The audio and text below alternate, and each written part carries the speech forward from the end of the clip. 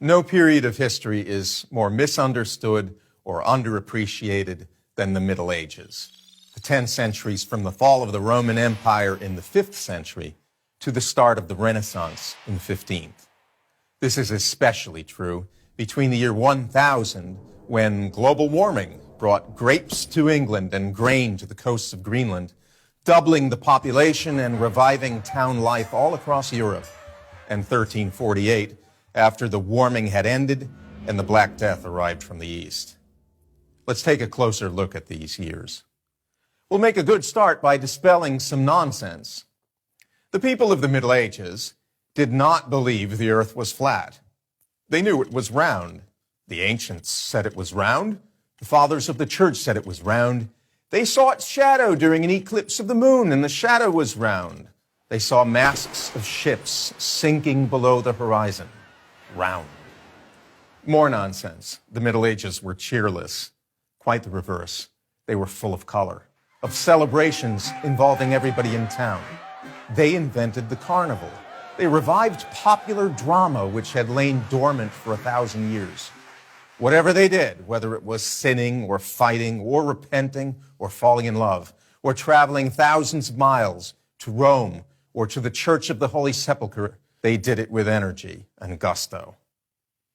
What do we owe to the Middle Ages? How about the university? Medieval man invented it.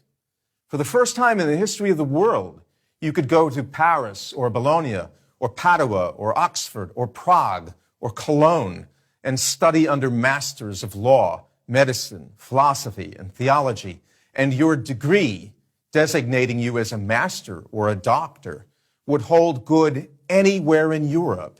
It was an international community of scholars. A young Thomas Aquinas, born in southern Italy at the beginning of the 13th century, would travel to Cologne to study philosophy under the philosopher-biologist Albert the Great, then to Paris, where he taught theology and philosophy, then to Rome and back to France. And this sort of thing was the rule among scholars, not the exception. How about modern science? Thomas's teacher, Albert, was a biologist. Why should that surprise us? Medieval man believed that God made the world as an ordered whole. They learned it both from scripture and from pagan thinkers such as Aristotle. Science did not burst on the scene with Galileo. Copernicus died in the 16th century, but he was a priest astronomer at a Polish university founded in the Middle Ages. He wasn't even the first man to suggest that the earth orbited the sun. Others had ventured the suggestion. Most prominent was the late medieval Nicholas of Cusa, a philosopher and a cardinal in the church. How about architecture? If the Middle Ages were dark and ignorant, how come ordinary people, masons, carpenters, painters, sculptors, glazers, erected the most beautiful and majestic buildings to grace the earth, the Gothic cathedrals, without power tools, with pulleys and winches and scaffolding in their bare hands? They built up lacework in stone and glass, flooding vast interior spaces with color and light. We have nothing to match their complexity and beauty.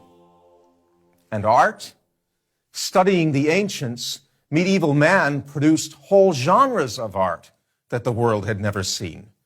There had never been anything like Dante's Divine Comedy, or Chaucer's Canterbury Tales, or the Arthurian legends of Chrétien de Troyes, or the paintings of Giotto, or the astonishingly beautiful and precise work of the illuminators of manuscripts.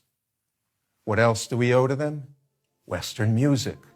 They invented our musical notation and Western harmony, not to mention the humble carols we enjoy at Christmas time. A tradition of local self-government. Witness the chartered towns all over Europe, free associations of men united for the common good, friars, guildsmen, members of lay orders devoted to good works, people who established schools, orphanages, and hospitals.